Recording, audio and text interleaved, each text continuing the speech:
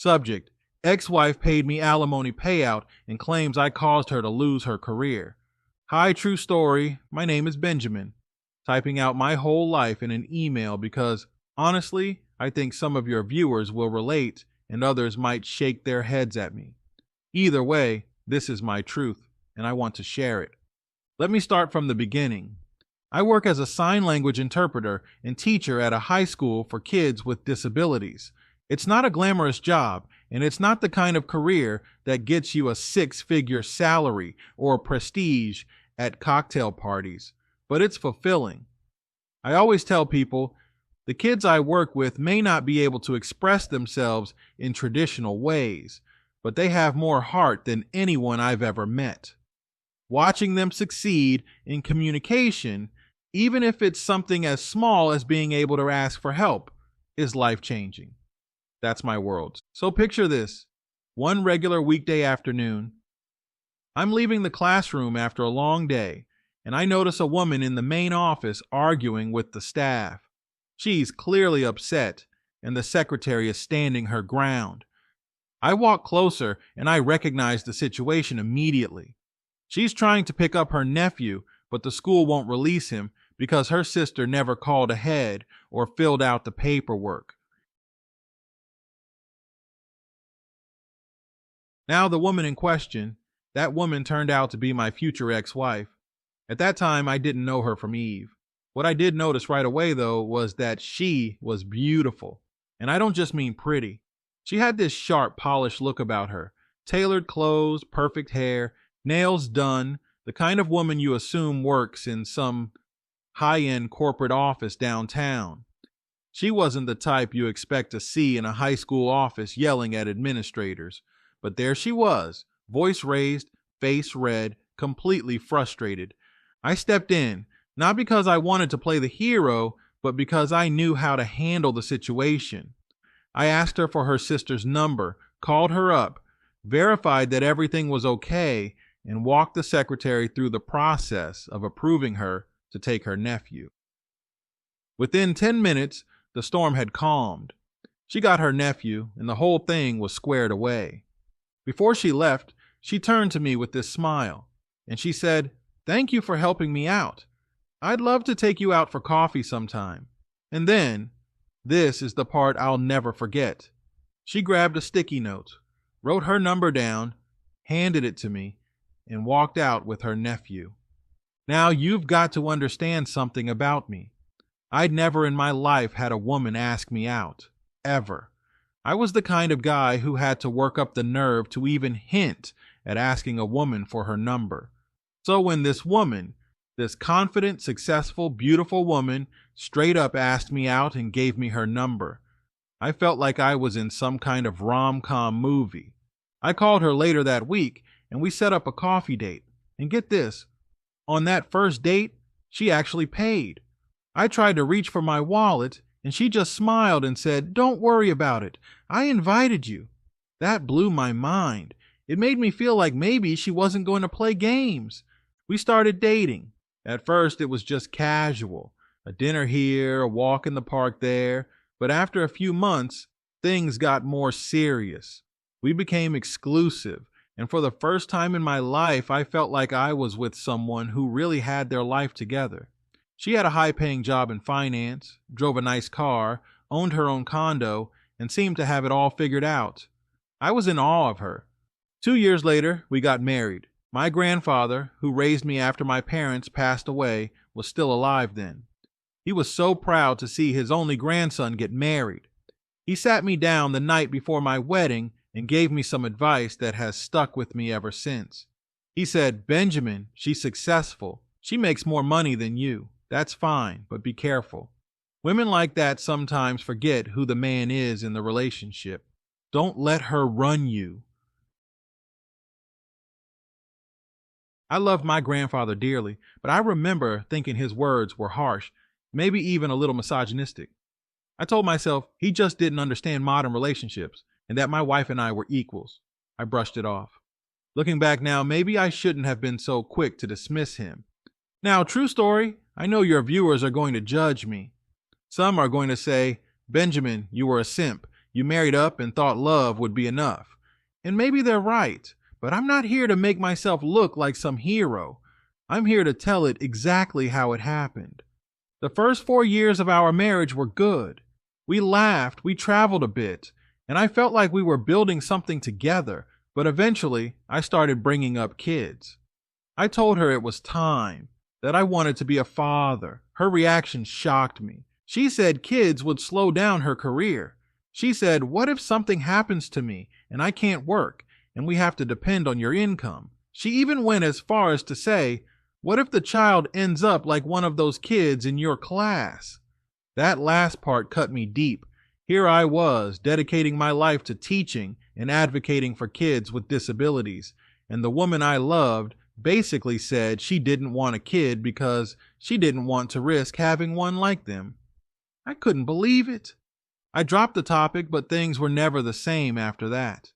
Slowly, our intimacy died. By the 10-year mark of our marriage, I was lucky to get sex once a year, always on my birthday, like it was some kind of obligatory gift. That's when my suspicion kicked in. Was she cheating? Was there someone else giving her what she clearly wasn't giving me? I did something I'm not proud of. I bought a small tracking device and put it in her car. I told myself it was just for peace of mind, that I probably wouldn't find anything. But what I found changed everything. In 1 week, she went to the same hotel 3 different times. Tuesday at 4 p.m. when she told me she was working late. Thursday at 4 p.m. with the same excuse. Then Saturday at 3 p.m. when she said she was helping her sister with her garden.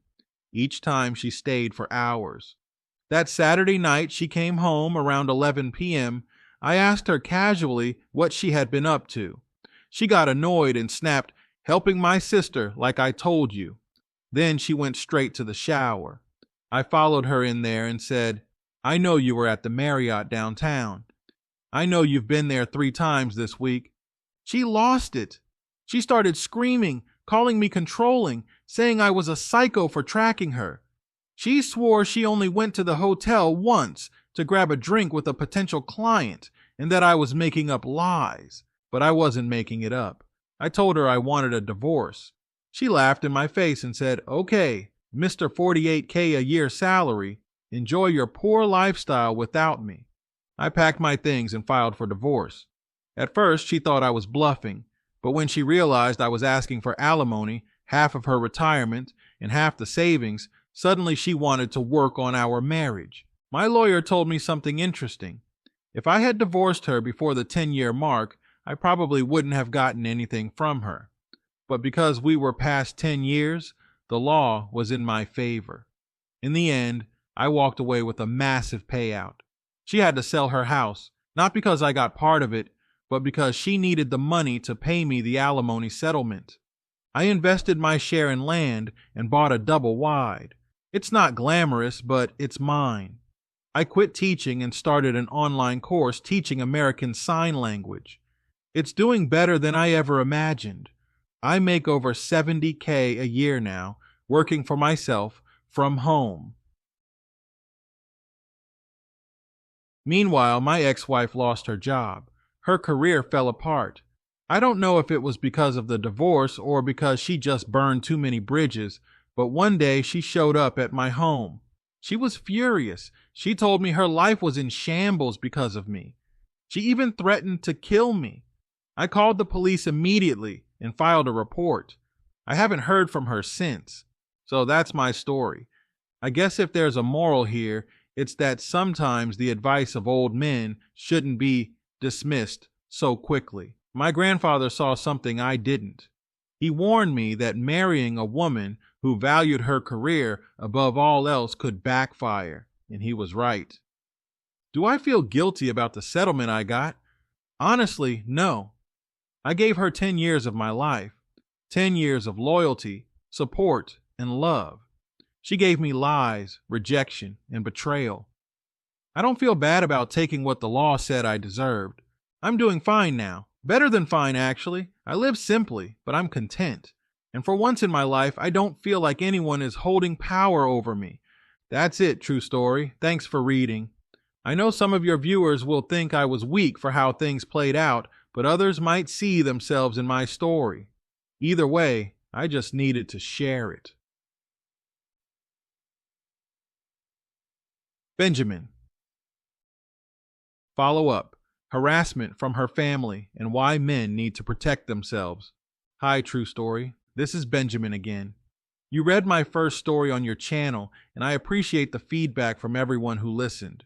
Writing that email felt like a weight off my chest, but after hearing it back, I realized I left out some pretty important parts. Things I didn't include the first time, partly because they were painful and partly because I didn't think they mattered. But the more I thought about it, the more I realized it's important to share everything, because maybe it'll help some young guy out there see the warning signs I ignored. So here I am again, typing out another long email, giving you the rest of my story. When my divorce was finalized and the settlement was handed down, my ex-wife wasn't the only one who came after me. Her family did too. At first, it was just cold stares at gatherings. Her sister stopped returning my calls when I was trying to get my things. Her brother deleted me off social media. Small stuff like that. I figured, okay, fair enough. Divorce is ugly, and they're going to take her side. That's normal. But then it escalated. Her family started spreading rumors about me. They told people in our community that I stole from her, that I drained her accounts and left her with nothing. They painted me out to be some greedy leech who used her for her money and then walked away richer while she lost everything. I can't tell you how many times I heard, "Benjamin, karma is going to get you." At first I brushed it off, but then the messages started coming. Anonymous numbers.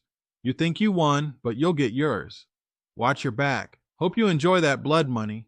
I even got one message that said, "You deserve to be buried with your grandfather already. You're worthless." That one hurt because my grandfather was the man who raised me. I went to the police a couple of times, but unless I had proof of who was sending the messages, they couldn't do much. They told me to keep records, block the numbers, and stay alert. So that's what I did. Her family never physically harmed me, but the harassment chipped away at me. There were nights I couldn't sleep, wondering if someone was going to show up at my door.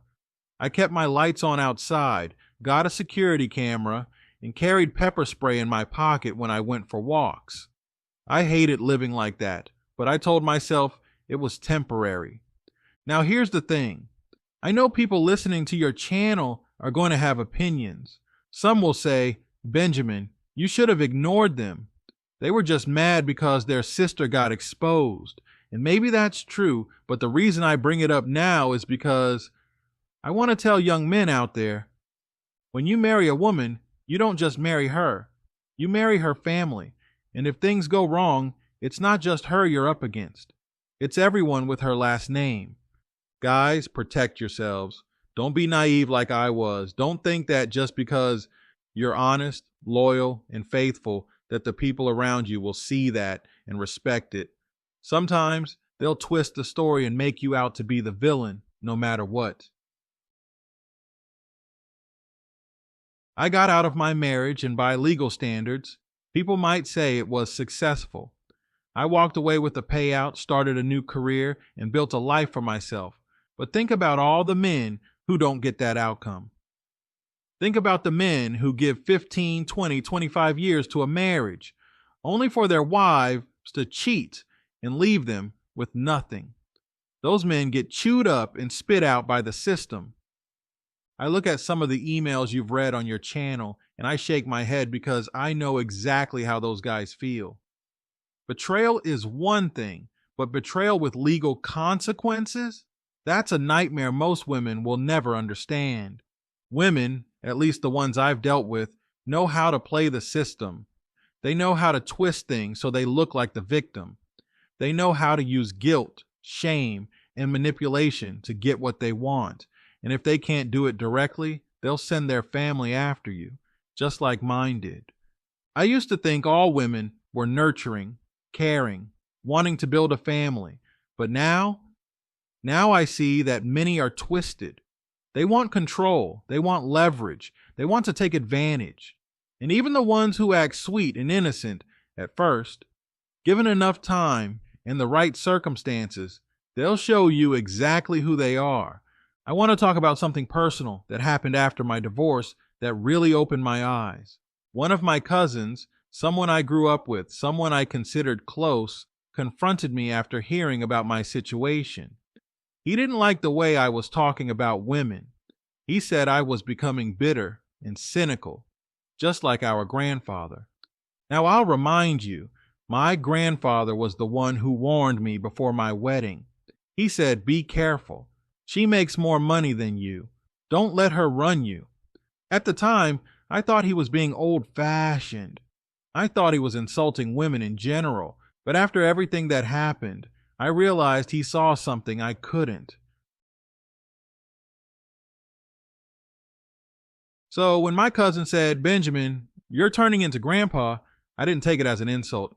I took it as truth, but my cousin didn't mean it that way. He was angry. He told me, "You're wrong for thinking all women are the same. You're going to die alone just like grandpa did, without a woman by your side." That stung, because my grandfather did die alone.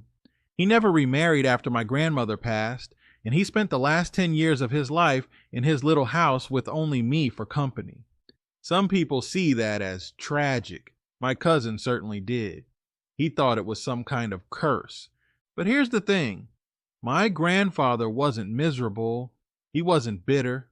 He enjoyed his garden, his books, his time with me. He wasn't chasing validation from women who didn't respect him. He was content. So when my cousin said I'd end up like him, I thought, maybe that's not such a bad thing. I told my cousin straight up, I'd rather die alone in peace than live with a woman who drains me of my soul and then blames me for her failures. He didn't like that answer. We had a heated exchange. He accused me of being jaded, of letting one woman ruin my perspective. I told him it wasn't just one woman. It was the system, the culture, the way relationships are set up nowadays. We left that conversation not speaking. We haven't talked since. Now, true story, let me give some advice to the younger men listening. Don't put women on pedestals. Don't ignore red flags just because you're in love. Don't assume that loyalty guarantees loyalty in return. If you're dating a woman who constantly makes excuses about kids, about intimacy, about partnership, pay attention. If she belittles your income or makes you feel like less of a man, don't just brush it off. That's not love. That's control. And most importantly, protect yourself legally. Don't be afraid to have hard conversations about finances before marriage.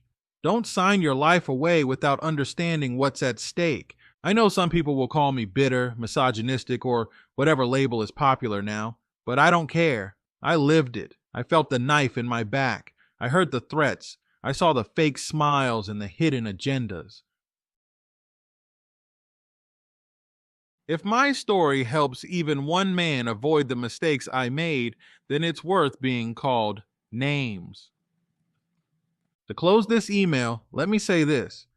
My cousin thinks I'll die alone like our grandfather. Maybe he's right, but I'd rather die alone than be chained to someone who sees me as a paycheck, a stepping stone, or a backup plan. Men, hear me loud and clear. Being alone isn't the worst thing that can happen to you. Being trapped in a toxic marriage, that's worse. Losing your money, your freedom, and your peace of mind, that's worse. I got out, barely, and I'm stronger for it. That's the rest of my story.